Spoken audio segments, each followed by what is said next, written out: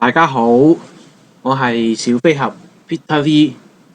今日咧係2013年嘅8月12號嘅。咁對於唔認識我人嚟講咧，我係職業炒家嚟嘅。咁呢個就係我嘅見到呢個就係我 Facebook page 啦。咁我炒仙股啦、期指啦、股票啦咁樣嘅。咁就仙股嗰度咧都4月至6月份都炒咗有200% 嘅回報嘅。咁阿巴喺度睇到㗎啦。咁亦都將所有做過嘅股票分析咧，都擺咗入包咯。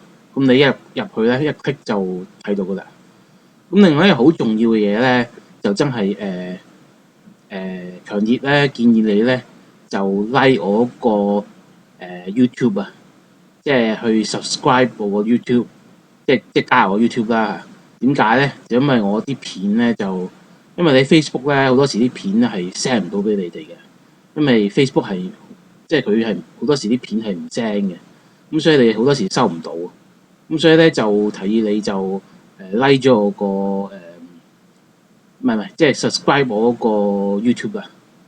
咁就 YouTube 就係喺嗰個先喺個阿包應該有嘅，係阿包有。咁就係喺呢度啦，呢個位啦，highlight 咗呢個位。咁你即係真係強烈鼓勵你啦，因為你譬如買嗰啲股票，你買咗之後，你唔睇我啲分析咧，當個股票價格咧同你預期嘅唔一樣咧，你就即係完全會失晒預算咯。咁但係睇咗之後咧，你就知道心底裏知道點解買一隻股票啊嘛。咁好啦，咁今日咧就講呢個即係基金就買咗李寧啦，2331。咁就所以我今日就做個李寧嘅分析嘅。咁我就其實都好多證券行做咗即係唱好呢間公司啦。咁佢哋都有做分析㗎。咁所以我就唔會太過多講一啲佢哋即係一啲嘅 fundamental 嘅嘢咯。咁主要都係講兩樣嘢。咁首先就係講下咧，即係一間公司咧，呢個我嗰個原因冇講嘅，呢度咧我有買入嘅原因啦。咁首先我講翻先啦，因為其實麥格里咧都係有推介有唱好呢個李寧嘅麥格里啦。咁所以呢個你又可以睇埋佢啦。咁我亦都會擺上去個 Facebook 度啦。呢個喺嗰個即係補充資料嗰度，咁係同一個 post 㗎啦。咁就因為佢嗰啲分析我就唔太多講，我淨係想講下一個品牌咧，其實係因為李寧其實一個係好出名嘅品牌嘅，就算而家生意個唔好咧，都係一個好出名嘅品牌嘅。咁不過佢冇問題就係啲人就覺得佢老土但係咧個 quality 咧都係供應係好嘅。咁所以咧首先佢個問題咧就唔係超級，即係唔係話一個唔可以解決到嘅問題咯。即係譬如你個品牌如果即係個 quality 又唔好嘅，即係出啲產品個質素係唔好咧，加上又老土咧，咁啊真係好難搞咯。咁但係佢其實 quality 係 OK 嘅嘛。咁你見到李寧佢又開始變咗策略，係揾嗰個 NBA 嗰個 Miami 嗰個叫做 Dwyane Wade， 唔知點讀個 Dwyane Wade 咁樣咧，佢都開始學人哋嗰啲 Nike 嗰啲揾啲超級明星去搞下隻鞋咁樣咧。即係呢啲即係有冇潮唔潮呢啲係可以去改進嘅。譬如你揾隊 team 係將個產品設計到比較潮啲嘅咁樣，係可以改進到嘅嘛。所以同埋咧，其實你講翻啦，就譬如巴菲特咧，佢咪好出名買Sears 啦，即係個朱古力品牌咧，SEES 嗰個咧咁佢亦都係譬如佢好中意可口可樂啦。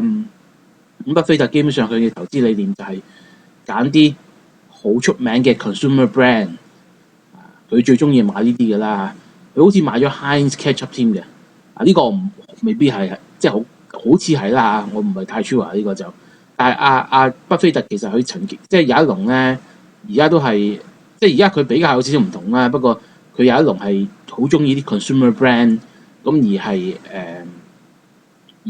而佢即係你叫佢投資方法就係咧，因為點解佢中意呢啲咧？就因為一個 consumer brand 要出名咧係好難嘅，即係需要好長時間去 build up 一個 brand， 用好多錢，用好多時間先做到咯。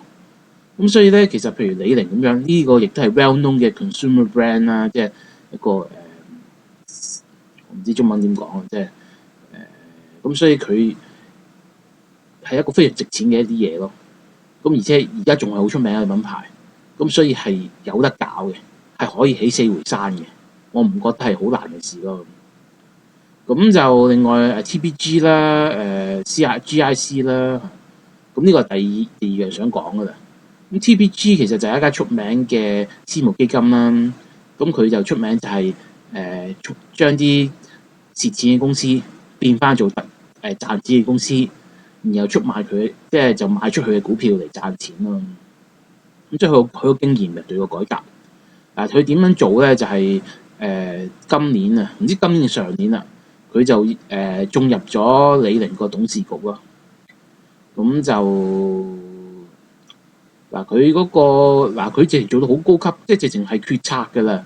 即係佢係呢個金真君咧執行副主席咯。即係直情係真係，即係成間公司運作係參與喺裏邊咯。咁所以我覺得 TPG 係可以真係好好咁幫到李寧嘅，憑佢哋嘅經驗，佢哋嘅 expertise 做過咁多嘅即係收買佬而搞好翻公司，搞好咗間公司，我覺得佢哋係可以幫到咯。咁另外亦都見到咧，李寧咧就同嗰個即係李寧呢個人唔係間公司即係佢又有，因為李寧有非凡中國噶嘛，咁就即係另外一間自己控制嘅公司啦。咁就你見到佢哋咧係即係 TPG GIC 呢啲咧係唔單止落力，仲用錢嘅。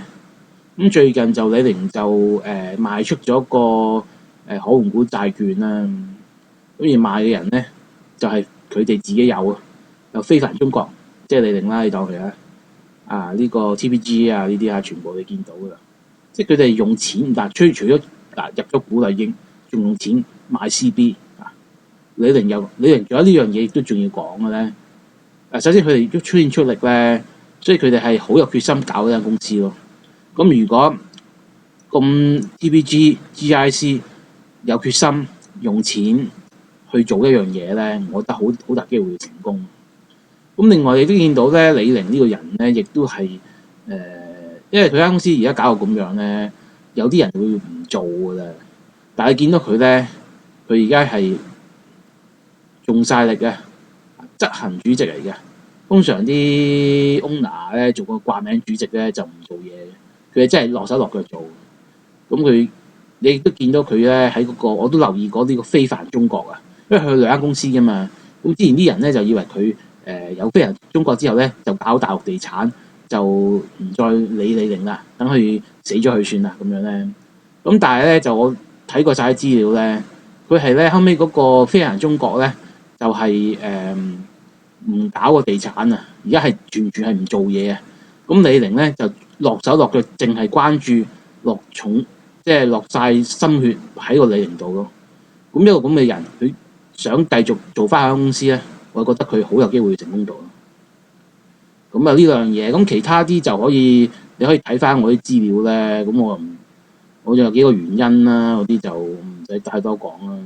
咁我主要嗰個城鎮化，咁因為啲城市起好啲，多啲嘢啦，咁即係多啲即係嗰啲運動場嗰啲都冇乜時間啦。咁或者下一段片以上係一個人意見啦。股票價格就可升可跌，股票市場個波幅可以好大嘅。